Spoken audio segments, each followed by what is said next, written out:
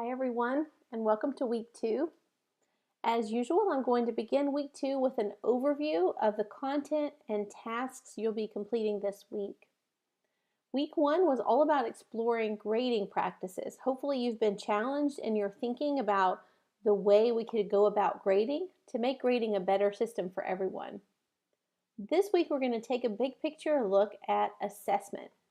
We're going to look at how assessment fits into the instructional planning process, and we're going to explore different types of assessments this week. You'll see here the list of tasks for week 2. I'm going to briefly talk you through each of those and then go in depth with 2 of the big assignments for this semester that you're going to be introduced to this week. The first task is to read a brief one-page handout. It's called an assessment umbrella. It'll introduce some assessment terms to you that are going to be important as we move through the remainder of this summer. You're also going to be asked to read 2 chapters from a book called Understanding by Design. Those chapters are linked here. You're going to be introduced to one of the major assignments you'll be completing in this course called the Unit Assessment Plan. In just a moment, I'm going to give you an in-depth look at the unit assessment plan. But for now, just know that you can click here to view a template, examples, and a checklist for this assignment. You can also click on Assignments and open the Unit Assessment Plan assignment page to read more about that. You're going to consider some different essential questions that you might use in your future classroom. You're going to read about what essential questions are, watch a video about how to develop effective essential questions, and you're going to be asked to think of some essential questions on your own and post them to a discussion board. You'll do that here. This week you have a chapter to read from your required text. So hopefully you've already purchased this book called Balanced Assessment: From Formative to Summative by Kay Burke. You're going to be asked to read chapter 2, which is going to introduce you to different types of assessment. You're also going to begin developing your unit assessment plan with the first piece of that due next week. So you don't have any pieces of that unit assessment plan due this week. Your first piece is due next week, but you're going to want to go ahead and begin work on that this week, which is why I'm going to give you an in-depth look at that assignment in just a moment. You're going to be asked to read and identify examples of the 3 types of assessment. This is what that looks like. You'll be asked to do a little exploring about 3 types of assessment: assessment for learning, assessment as learning, and assessment of learning. And you'll be asked to post on this Padlet wall your examples or characteristics for each of these 3 types. To do that, you'll just type your name here at the top and then add a characteristic or example of each of these types of assessments. So I'm going to add one there, and I'm just double clicking to create a new sticky note. This is a Padlet wall. You can get to Padlet by going to padlet.com if you want to create your own Padlet wall for your future classroom. So I'm going to add one there, there, and there. Just double click anywhere on the wall to add a sticky note, add your name, and add a characteristic or example of each of the 3 types of assessment. And you're going to be reading more about those types of assessment and watching some videos about those a little bit later this week. You're going to wrap up your project-based learning challenge called What's in a Grade. You began that in week 1. You're going to wrap that up in week 2 and submit your infographic this week. And this is where you can go to submit that. And you're also going to read about the other major assignment for this course, which is called the Best Practices Symposium. That assignment is not due for quite some time, but again, you're going to want to go ahead and get an understanding of what the assignment will ask you to do and get started with the first step this week. I'm going to give you an in-depth overview of that assignment in just a little while. First, let me take you through looking at the different types of assessment and then walk you through those 2 big assignments that you're going to be introduced to this week. This week, you're going to dig into these 3 types of assessment: assessment of learning, assessment for learning, and assessment as learning. I'm going to walk you through to give you an introduction to these 3 types of assessment and show you some examples of each. We'll start with assessment of learning. This is probably the type of assessment you are most familiar with. Assessments of learning assess what has already been learned. The purpose of these assessments is to assess the extent to which students can apply concepts, knowledge, skills, and attitudes related to learning outcomes.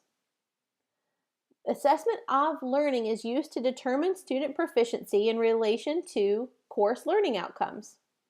With assessments of learning, the teacher determines and reports the student's level of learning, and these are typically used for grading practices.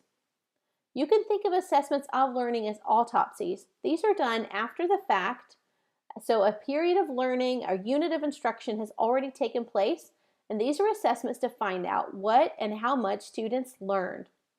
These are also known as summative assessments, which you'll be reading about in your textbook soon.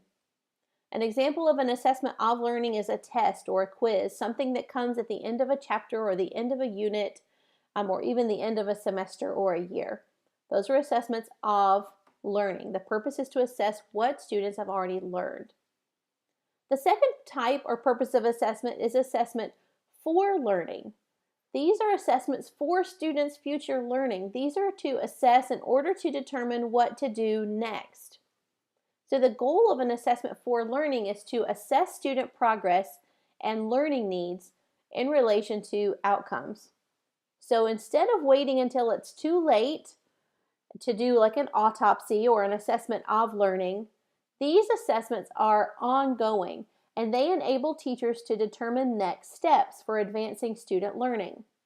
These are also known as formative assessments. So assessments of learning are referred to as summative. Those happen typically at the end of a period of instruction. These are assessments for learning. They're known as formative assessments and they're ongoing. They happen throughout the learning experience to inform what's going to happen next. The teacher provides students with feedback on their learning, and then the teacher makes adjustments to future instructional plans based on how students do on these assessments for learning. Assessments for learning should not be used for grading purposes. The goal of these is not to assign a grade. These are not assessments of learning where you're trying to find out how much students have learned and put a grade on that. These are assessments for learning. The goal is not to assign a grade, but to determine what needs to happen next instructionally in order to help each student meet learning outcomes. Some examples might be a sticky note, an exit ticket, a ticket out the door, just a quick thumbs up or thumbs down, or a fist to 5. There are lots of examples that you'll be exploring in the next 2 weeks of formative assessments, ways to assess for learning, ways to get feedback to determine what your next steps should be as an instructor. And finally, the third type or purpose of assessment is assessment as learning. With assessments as learning, the assessment itself is a learning experience for students. The purpose of assessments as learning is to monitor and help students monitor and reflect on their thinking. So the goal with assessments as learning is to assess students' thinking about their learning and the strategies students use. This is a student-driven assessment process. You want to guide and provide opportunities for students to monitor and reflect on their own learning and identify their own next steps. You'll notice that the first two types of assessment, assessment of learning and assessment for learning, are teacher-driven. The teacher designs those assessments, the teacher grades or the teacher gives feedback, the teacher determines what to do next instructionally. With these assessments, assessments as learning, the students take ownership of reflecting on their learning and identifying which strategies are working and which ones aren't, and then determining their next steps. The teacher is part of this process by providing this opportunity for these types of assessments to happen, and the teacher can also provide feedback along the way and help students to focus on the strategies that are working and not working and be part of guiding students in determining next steps. But the goal here is for students to reflect on and determine what they need to do next to continue their learning. Assessments as learning are not used for grading practices. An example of an assessment as learning would be a self-assessment. If you ask students to reflect on their own goals Here's an example where a student has done that. She's reflected on her learning goals, identified the strategies that worked, and listed when she demonstrated those goals. So this is student goal setting, student self-assessment. Here's another example where a teacher has posted some important concepts the students are working on and asked students to use sticky dots to show which ones they know and can do. Again, this is a student-driven assessment process. You'll be looking closely at those 3 types of assessment this week and developing examples or considering characteristics of these 3 types of assessment. The goal with these 3 types of assessment is a balanced assessment approach, and you'll be exploring that throughout your text, which is called balanced assessment. The goal is for you to balance your use of these 3 types of assessment so that you're not relying too heavily on one or the other. There are going to be times in your classroom when you need assessments of learning. You need to find out, you're at the end of a unit or at the end of a week of instruction, you need to find out what students know and can do. You need to know what they've learned, and you have to report grades for that. So those are assessments of learning. There is a time for that. There are also lots of opportunities for assessments for learning, where you're conducting assessments along the way, they're ongoing, to determine as a teacher what you need to do next. And there should also be opportunities for students to self-assess, to reflect on their own learning, to set goals, to determine what their own next steps. Those are assessments as learning. In your classroom, you should aim for a balance of these 3 types of assessment. Okay, when we're thinking about those types of assessment, this semester you're going to be asked to develop a unit assessment plan. You're going to be asked to develop an assessment plan for a unit of instruction. Now, you won't actually be developing the instruction piece of this unit plan. You're only going to be developing the assessment portion of this unit plan. The instruction piece will come later, but in this course, you're going to focus on developing a solid plan for assessment related to a unit plan. And for this development of your unit assessment plan, we're going to use a framework called Understanding by Design. This week, you'll be doing some reading about Understanding by Design, and I'm going to give you an introduction to Understanding by Design here in this video. Understanding by Design is a backwards design process. This is the process we're going to use this semester to develop the unit assessment plan. Now, you may have already heard from your MAT coordinator that you'll be developing and teaching a unit plan in your student teaching experience. The unit plan is known as a teacher work sample. This assessment plan you develop for this course, the goal would be for this assessment plan to be the assessments you use with that work sample, with that unit plan. So in this course, you'll get a head start on that. You won't be developing your lesson plans yet for the unit. You're simply developing the assessment portion. But this is the process we're going to use for that. So Understanding by Design is a way of thinking purposefully about curricular planning and school reform. It's a set of helpful design tools and design standards. The goal is student understanding and the ability for students to transfer learning to appropriate contexts, to make sense of knowledge and to use knowledge and skills in context. The idea of backwards design is that planning can be done backwards, starting with the desired results. So with Understanding by Design, we start with the end in mind. We're going to begin with where we want students to be at the end of the unit, and we're going to work backwards from there. I'm going to show you what I mean by that. These are the 3 steps to the Understanding by Design process. We're going to call these stages. There are 3 stages to Understanding by Design. And for your unit assessment plan, you're going to complete stage 1 and stage 2. You're going to complete those 2 stages this semester in the assessment course. You won't be completing stage 3 for this course. Stage 3 is where you design the instruction. That will come later. In stage 1, we begin with the end in mind. You identify the desired results. So you think about this unit of instruction and determine where students should be at the end of this unit of instruction. So by the time this unit is complete, students should know and be able to do these things. We're going to start there. So the first step for you, this is due next week, is to identify those desired results. Where should my students be at the end of this unit instruction? We're starting at the end and working backwards. So I have a process, I have a template that's going to help you identify those desired results. The second stage is determining acceptable evidence. So if I know my goals, I know what students should know and be able to do, my next step is to determine what will it look like when students demonstrate those things. So the step one is identifying your goals, and then step two is determining what it will look like when students complete those goals.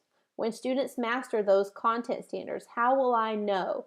That's determining acceptable evidence, and that's where the assessment development comes in. Stage two is all about developing assessments that will allow students to demonstrate those outcomes.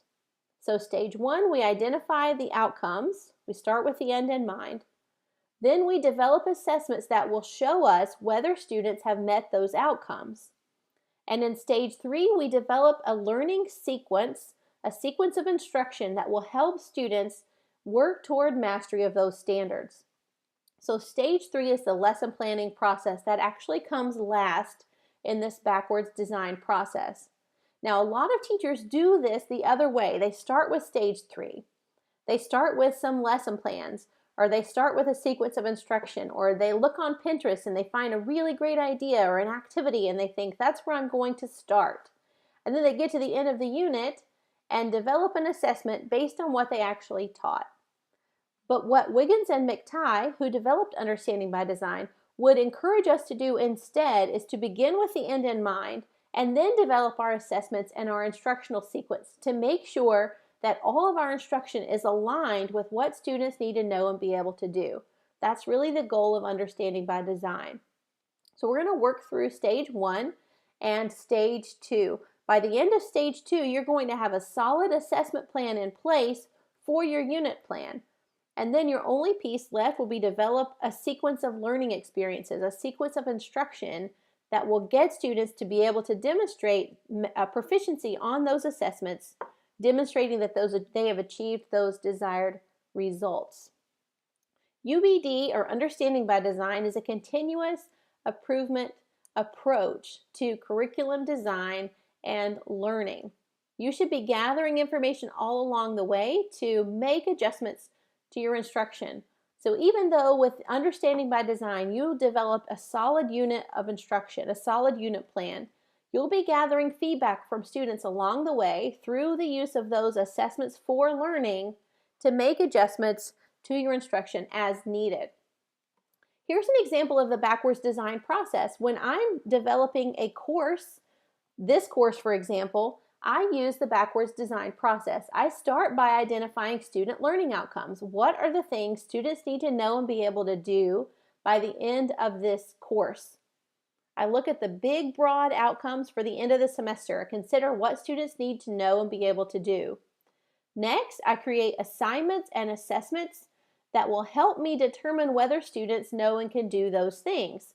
And I also develop rubrics for those to determine what mastery would look like. This is stage two. And finally, stage three, I develop a course calendar where I sequence out the topics and activities we'll do throughout the semester. I consider topics we'll explore, resources we will use. I think about ways students might interact with each other and with the content. This is my daily or weekly lesson planning process. But I've started with stage one with the end in mind, stage two by developing assessments to help students demonstrate mastery of those, and finally stage three where I do my lesson planning, develop an instructional sequence to help students meet those desired results. That's the backwards design process. And then your next steps would be to analyze student work as you collect it, keep referring back to the learning outcomes, see how students are progressing toward those outcomes as you continue to gather student work. Give students feedback and gather feedback from them on how the unit is going, reflect on an ongoing basis, and then for me, I make revisions to the syllabus for future sections based on what I learn about students and how well the assignments and the learning sequence help students reach those learning outcomes. Now, for you to work on your stage one of your assessment plan, which is identifying desired results, there's an important process that has to happen in stage 1. That is developing learner objectives. For stage 1, you're going to begin with content standards and then develop objectives that answer what and how. So what's the content and how do students need to interact with that content? For you to develop your stage 1, you're going to begin with a content standard or a small group of content standards tied to your unit plan. What are the content standards guiding instruction in this unit plan? And then you're going to break those standards down into measurable objectives that will represent your stage 1 of your unit planning. Your measurable objectives need to be more specific and more measurable than the content standards. And this can be a difficult thing to do.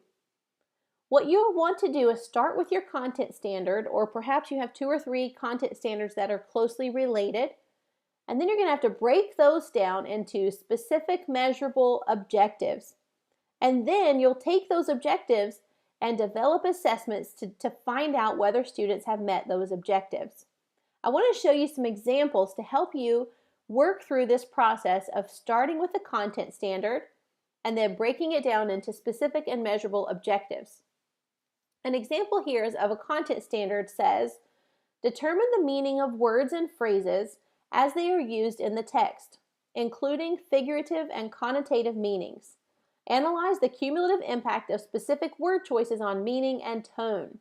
This is a standard from the Common Core State Standards for English Language Arts. You'll see that there is a lot to this standard, and this might be a standard for my entire unit plan.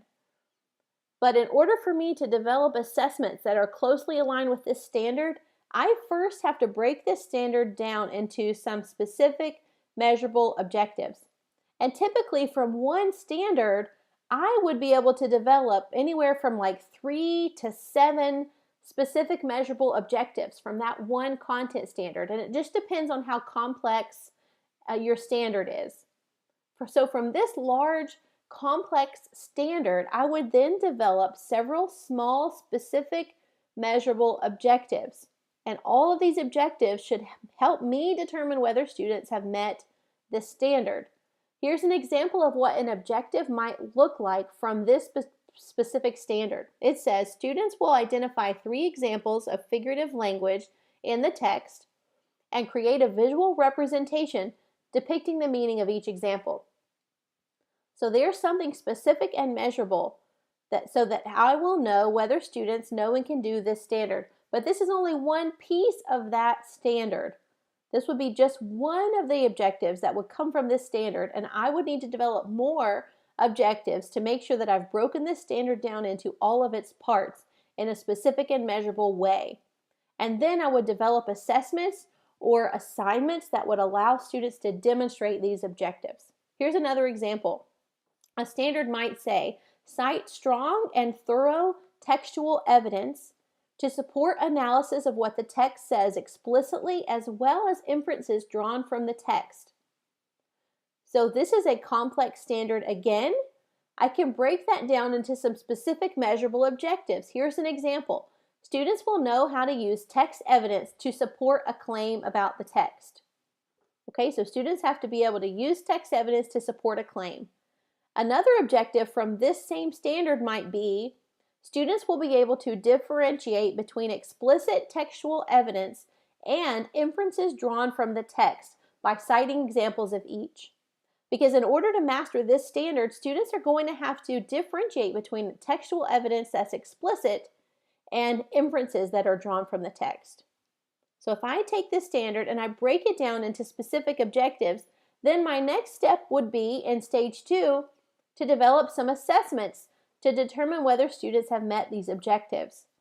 Some ideas might be, I might have students complete a 3-column chart to analyze a text and provide textual evidence. So my 3 columns might be explicit text, inferences, and then textual evidence. So I might have those 3 columns where students are reading a text, they're identifying explicit textual evidence, they're identifying inferences, and then they're telling what the text says to support that.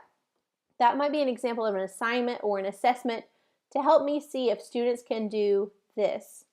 Here's another example. A standard might say, infer how human activities such as population growth, pollution, global warming, burning of fossil fuels, habitat destruction may impact the environment. There's a standard. To break that standard down into specific objectives, it might look something like this. One objective might be to summarize human modifications of a specific ecosystem. So students might explore a specific ecosystem and summarize the human modifications that have taken place there. Another objective might be for students to interpret data that shows how human activities have impacted the environment. So they need to be able to take a look at data, and there are some great websites with some rich data sources. I might have students interpret data to examine human activities and the impact on an environment. Another objective related to the standard might be to have students offer solutions to potentially offset the impact of human activities on a particular ecosystem. So all three of these objectives put together might help me determine whether students can meet this standard. So an idea for an assessment might be to have students conduct a case study of a specific geographic location. This case study would include these three objectives. They would have to summarize the human activity that's happened there. They would need to interpret some data related to the impact of that human activity, and they would need to offer some solutions for offsetting future impacts on that ecosystem. This is a great opportunity for project-based learning. I might have students do this research collaboratively in a group and then present their solutions. This is a great assessment opportunity, but before I can develop this assessment, I first have to break that standard down into those specific and measurable objectives. A final example. A standard says, analyze multiple perceptions of the American dream in times of prosperity and crisis through Reconstruction. So two objectives might be, students will be able to analyze political cartoons and other primary sources to determine changing perceptions of the American dream over time, and students will be able to examine oral histories that depict different perceptions of the American dream. Those are two different objectives students might need to meet in order to master this standard.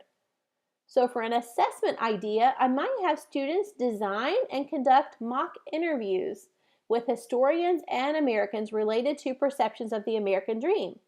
I might have students include primary sources like diary entries, and a final product might be creating a movie trailer selling the idea of the American dream. So you can see how stage one starts with a content standard and then involves breaking that standard down into specific and measurable objectives of what students will know and be able to do. And then your next step in stage two will be designing assessments to help you determine whether students have met those objectives. That's what you're going to be asked to do in your unit assessment plan. I'm going to take you to the unit assessment plan assignment just so you can see the resources available for you there. You have your entire unit assessment plan assignment here, and you also have a unit assessment plan stage one. Stage one is what's due first. Stage one is going to be due next week. But then your entire unit assessment plan with your assessments and everything will be due later. Here's an example of what stage 1, 2, and 3 look like. Stage 1 starts with identifying your goals, and you have a template for this in Canvas. You can download a template to work on your assessment plan there. Stage 1 is identifying your content standards. You're just going to copy your content standards directly from your standards document for your goals. Then you're going to brainstorm what are the big ideas that students need to understand as a result of this unit. There should be a couple of big ideas associated with your content standards. And then develop one or more essential questions. And this week will give you some help with developing essential questions. You're going to develop those essential questions that will help students understand and transfer what they're learning in this unit.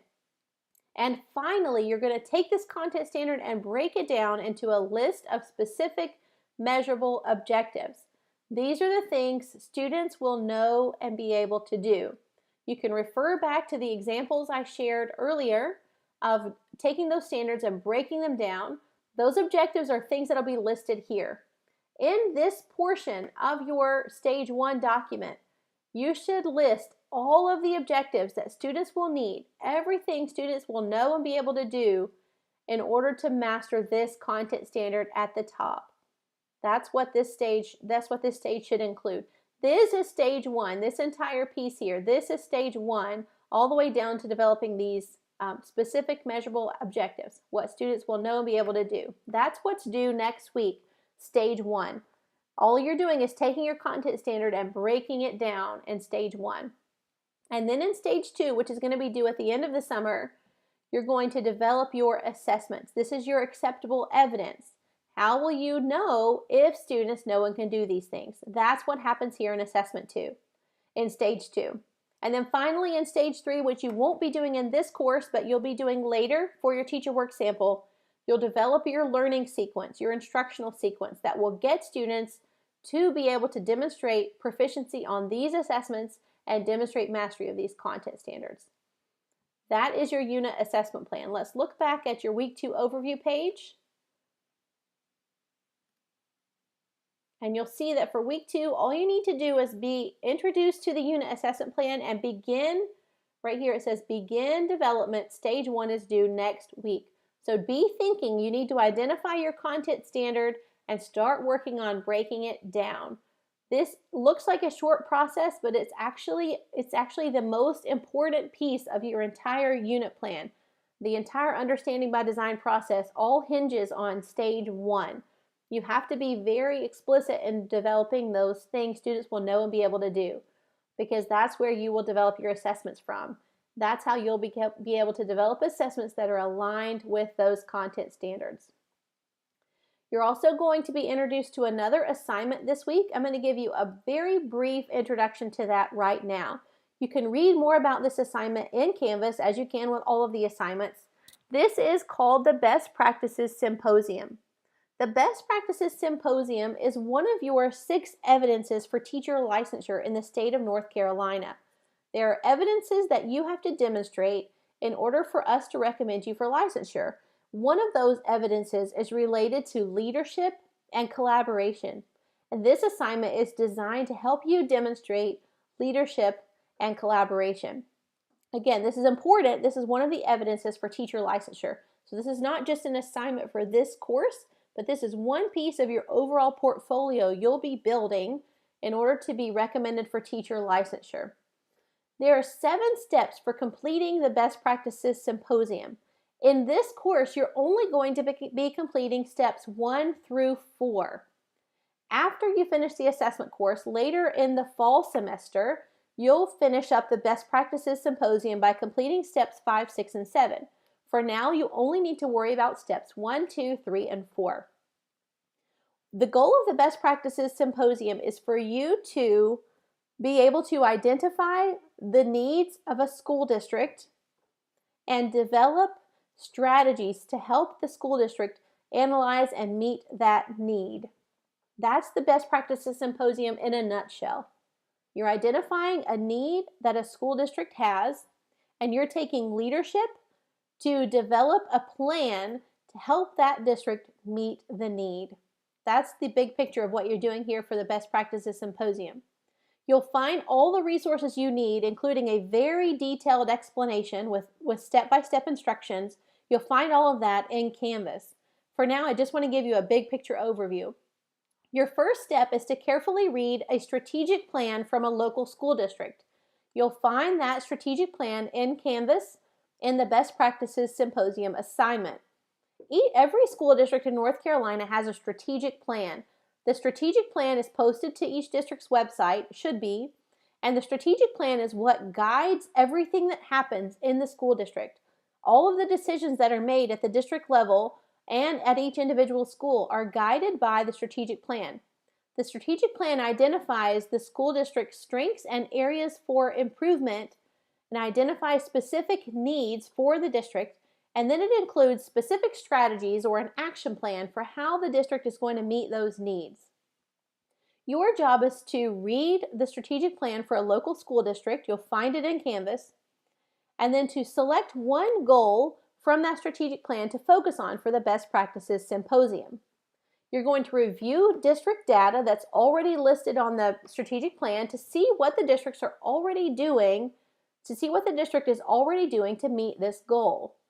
And then you're going to conduct a literature review of 10 sources to determine some current research-based best practices for that specific goal. I'm going to go to the strategic plan in a moment and show you what that can look like. And then eventually your group is going to take those sources that you've reviewed, take the research that you've read about what are some effective practices to meet this goal, and you're going to determine a plan of action for this district. So based on what you know about the district, based on what the district needs, and based on what research says works, you're going to develop a plan of action. And you're going to create a presentation to share that plan of action with your instructors and with the district. And then you're going to finally reflect on the process. In this course this summer, you will not be developing the plan of action or creating a presentation. You're simply going to be getting to know the school district's needs by reading the strategic plan. You're going to choose the goal you want to focus on. You're going to get to know more about what the district is doing with that goal, and you're going to find some research that shows some strategies that are being used to address that specific goal. I'm going to now take you to the Best Practices Symposium assignment and show you what the strategic plan looks like. All of the Best Practice Symposium resources you'll need are here. You'll also see a detailed rubric. You'll need to use the rubric with your group to make sure that you guys are doing everything that you need to do in order to demonstrate proficiency. Again, keeping in mind that this is an evidence for your teaching licensure portfolio. So here is a detailed description of what the Best Practices Symposium is. Here are those 7 steps. Again, remember, we're only worrying about steps 1 through 4 this summer. So in order for you to get started, you need to view the strategic plan, and then your group is going to do that literature review on a literature review spreadsheet, which you can access here. You're going to be forming groups for this Best Practices Symposium assignment. This week, you'll need to begin forming groups and identifying a strategy from this plan. So when I click on this specific link, here's the strategic plan. Let's look at a printable version here. Oh, let's look here instead.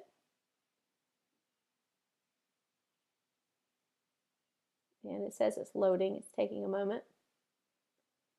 Once the strategic plan is loaded, you'll be able to scroll through and see all of the goals that this district is working on.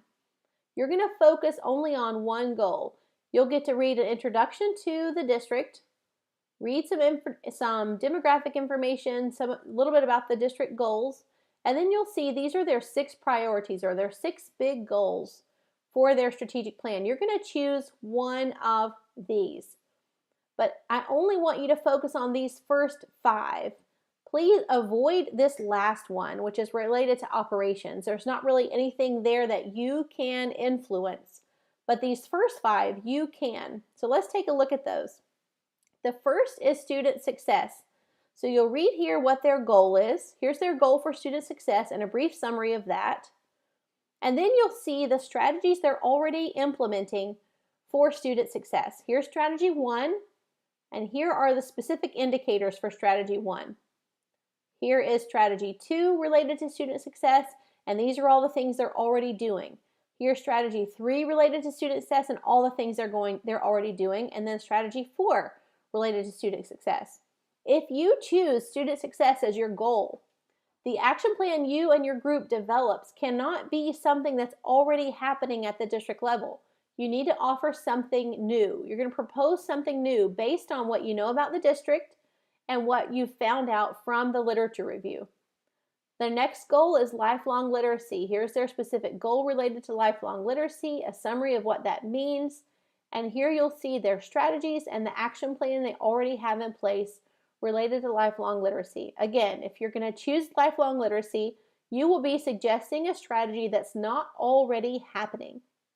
So you need to get to know what's already happening. And you'll see there's one related to professional excellence, there's a goal related to collaborative community, and there's a goal related to technology. You can choose either of those first 5 areas. All you need to do this week for the Best Practice Symposium is complete those first complete that first step, carefully reading the strategic plan.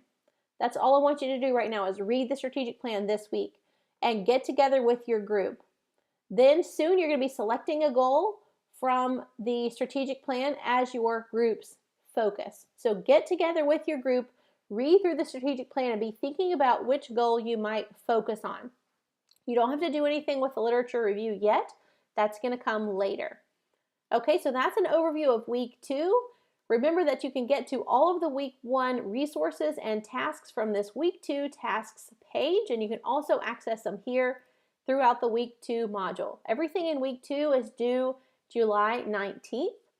Best of luck with week 2, and remember, reach out to me if you have questions or need help with any of these tasks. Best of luck, and I'll see you in week 3.